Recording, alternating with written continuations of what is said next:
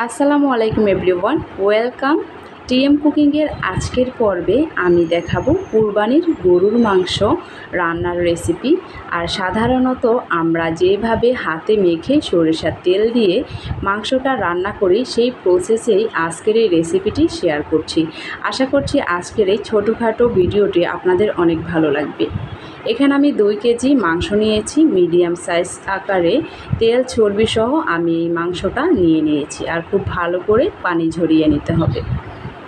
এরপর এখানে আমি আস্ত মশলা নিয়েছি 7 থেকে 8টার মতো এলাচি, 2টো এলাচ একটু মুখ ছিঁড়ে নিয়েছি, 2টো তেজপাতা, এরপর 7-8টা লবঙ্গ, 1টা স্টার মশলা, 3টে শুকনো মরিচ, 2টো কালো এলাচ, 7-8টার মতো কালো গোলমরিচ আর 2-3 টুকরো দারুচিনি ভেঙে দিয়েছি। সবগুলি আস্ত মশলা এখানে অ্যাড করেছি।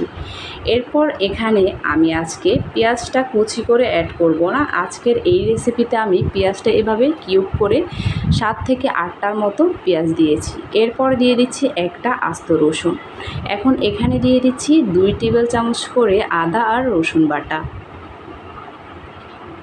এখন দিয়ে দিচ্ছি পেস্তা বাদাম বাটা উঁচু করে 1 টেবিল চামচ।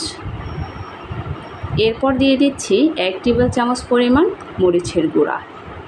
এখন দিয়ে দিচ্ছি হাফ টেবিল চামচ হলুদের গুঁড়া। এরপর স্বাদ অনুযায়ী লবণ দিয়ে দিচ্ছি।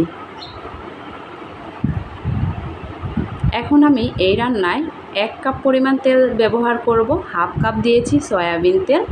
এখন দিয়ে দিচ্ছি হাফ কাপ সরিষার তেল। আপনি চাইলে পুরোটাই সরিষার তেল এখানে ব্যবহার করতে পারেন। এরপর ধনিয়া জিরার গুঁড়া দিয়ে দিচ্ছি হাফ টেবিল চামচ করে। এরপর হাত দিয়ে খুব ভালো করে 6 থেকে 7 মিনিটের মতো এই মাংসটাকে আমি খুব ভালো করে মেখে নেব। মেখে ঢাকনা দিয়ে ঢেকে 10 থেকে 15 মিনিট একটু রেস্টে রেখে দেব। এই প্রসেসে আপনি মাংস রান্না করলে বুঝতে পারবেন যে এই মাংসটা কতটা সুস্বাদু হয়। এরপর আমি মাংসের হাঁড়িটা চুলায় বসিয়ে দিয়েছি আর এ পর্যায়ে চুলার আঁচ একেবারে হাই হিটে থাকবে। খুব ভালো করে একবার নেড়েছে ঢাকনা দিয়ে আমি অপেক্ষা করব বলক আসা পর্যন্ত। এ পর্যায়ে আমি ঢাকনা তুলে দেখিয়ে দিচ্ছি। খুব জোরে বলক আসার পরে কিন্তু প্রচুর পানি বের হয়েছে মাংস থেকে, আর এই পানিটা দিয়েই আমি মাংসটাকে খুব ভালো করে কষিয়ে নেব। এরপর ঢাকনা দিয়ে মিডিয়াম আঁচে আমি 10 থেকে 15 মিনিট এই মাংসটাকে কষিয়ে নিয়েছি। ঢাকনা তুলে দেখিয়ে দিচ্ছি। খুব ভালো করে তেল ভেসে উঠেছে, দেখতেই পাচ্ছেন। এই পর্যায়ে মাংসটা খুব ভালো করে কষিয়ে নেওয়া হয়ে গেছে। এখন আমি এই রান্নার জন্য যতটুকু পানি প্রয়োজন ততটুকু পানি এখানে অ্যাড করে দিচ্ছি। খুবই সাধারণভাবে এই রান্নাটা শেয়ার করেছি। আশা করছি আপনাদের কাছে ভালো লেগেছে। যদি ভিডিওটি দেখতে ভালো লাগে প্লিজ একটা লাইক দেওয়ার জন্য অনুরোধ রইল। খুব ভালো করে নেড়ে চেড়ে মিশিয়ে ঢাকনা দিয়ে ঢেকে চুলার আঁচ মিডিয়াম থেকে লোর মাঝামাঝি রেখে এই মাংসটাকে আমি প্রায় 30 থেকে 35 মিনিট রান্না করে নিয়েছি। দেখেই বুঝতে পারছেন মাংসের কালার কিন্তু অনেকটাই চেঞ্জ হয়ে গেছে।